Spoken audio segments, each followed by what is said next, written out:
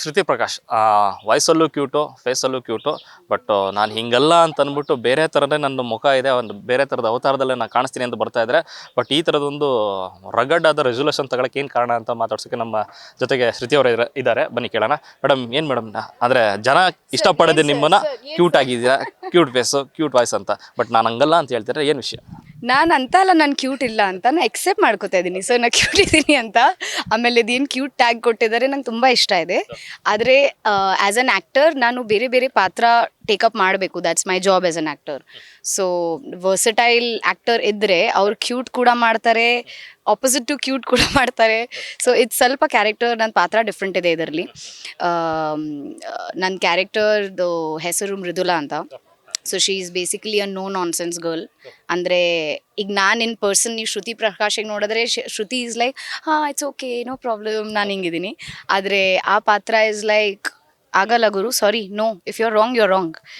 So she will not take your attitude, ನೀವು ಯಾರನ್ನ ಇರಲಿ.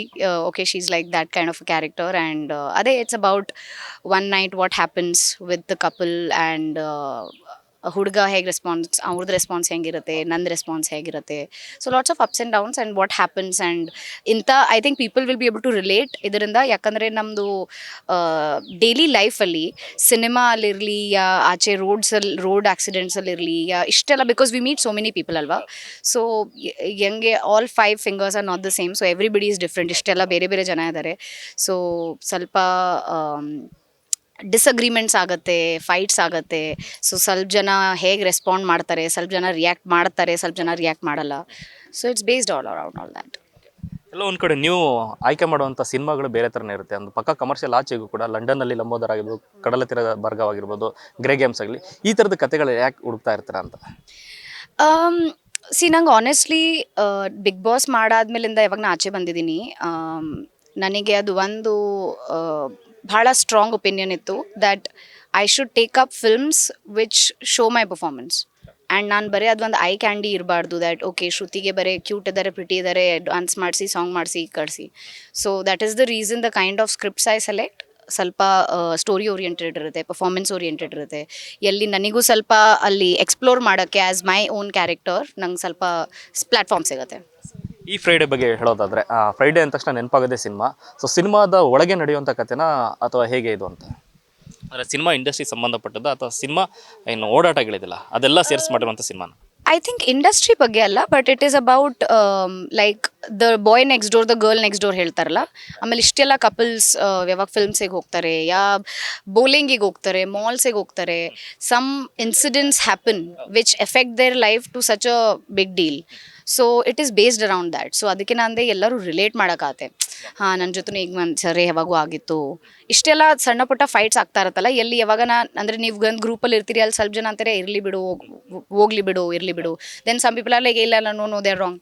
So it's based around all that. ಈ Friday good ಫ್ರೈಡೇನಾ ಅಥವಾ ಬ್ಯಾಡ್ ಫ್ರೈಡೇನಾ? ಯಾಕೆಂದರೆ ಥ್ರಿಲ್ಲರ್ ಸಬ್ಜೆಕ್ಟ್ ಆಗಿರೋದ್ರಿಂದ. Good Friday turned into a bad Friday.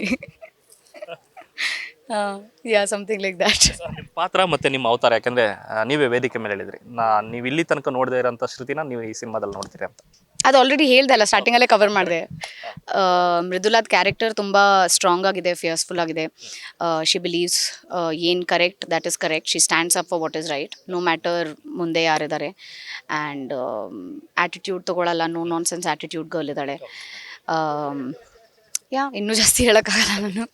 ಈ ಸಿನಿಮಾದಲ್ಲಾದರೂ ನಿಮ್ಮ ಊರಿನ ಅಂದರೆ ಉತ್ತರ ಕರ್ನಾಟಕ ಅಂತಂದರೆ ಅದೊಂದು ಫೈರ್ ಇರುತ್ತೆ, ಆ ಥರ ಫೈರ್ ಲ್ಯಾಂಗ್ವೇಜ್ ನೋಡ್ಬೋದು ಅಂತ. ಅಂದರೆ ಆ ಥರ ನೀವು ಮಾತಾಡೋ ಸ್ಪೀಡ್ ಆಗಲಿ, ಮಾತಾಡೋ ರೀತಿ ಆಗಲಿ, ಇರೋ ರೀತಿ ಆಗಲಿ. ಥಿಂಕ್ ಸ್ಪೀಡ್ ಅಂತೂ ಇರುತ್ತೆ.